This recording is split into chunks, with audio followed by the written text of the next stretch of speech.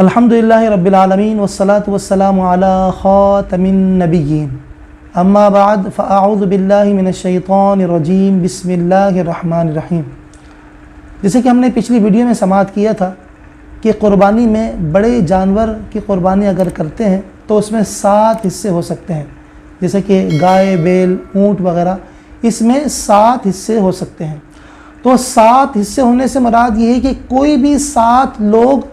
उनमें शामिल हो सकते हैं, वो चाहे सातों के साथ हो, मर्द हों या सातों औरतें हों, या मर्द हों औरतें हों, इससे कोई फ़र्क नहीं पड़ता। बाज़ लोगों के जहन में ये बात होती है कि हम सिर्फ 6 हिस्से शामिल कर सकते हैं, क्योंकि एक हिस्सा तो हमें अल्लाह रब्बुल इज़्ज़त के नाम का क़ुरबान करना है। ऐसा नहीं है, बल्कि हम सातों के 7 हिस्से 7 लोगों के लिए क़ुरबान कर सकते हैं, क्योंकि तमाम के तमाम क़ुरबानी अल्लाह के लिए ही होती है।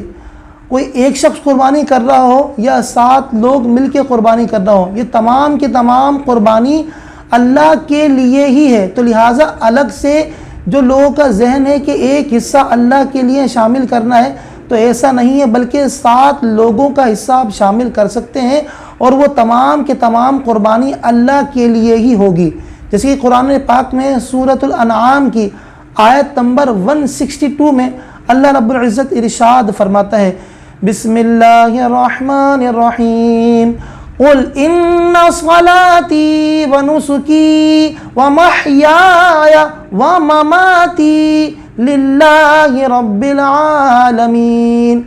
क्या फरमा दीजिए कि मेरी नमाज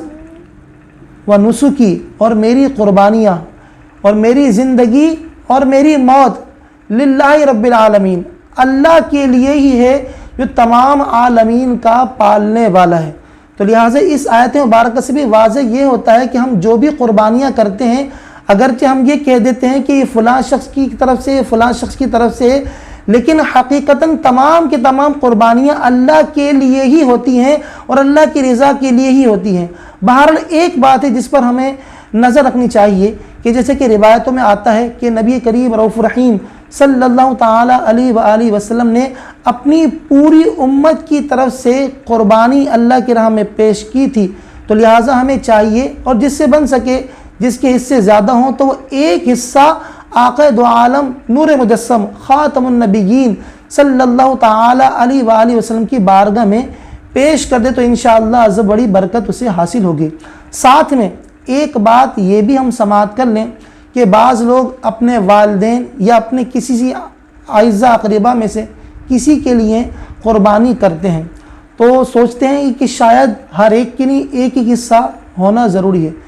तो वालिदैन या फिर जिसके लिए भी हम इसाले सवाब करना चाह रहे हैं, तो ये हिस्सा एक से ज़ायद अफराद के इसाले सवाब के लिए हम कर सकते हैं। यानी कि ज़रूरी नहीं है कि हम वालिदैन अगर फ़ौत हो गए तो वालिद साहब का एक हिस्सा शामिल करेंगे, वालिदा का एक हिस्सा शामिल करेंगे, बल्कि हम चाहें तो एक ही हिस्सा अपने वालिदैन के इसाले सवाब के लिए उसमें शामिल कर लें। अल्लाह रब्बुल इज़्ज़त की बारगाह में दुआ है कि अल्लाह तबारक व तआला हमें खुश दिली के साथ क़ुरबानियाँ करने की तौफ़ीक़ अता फ़रमाए। वमा अलैया इल्लल बलागुल मुबीन।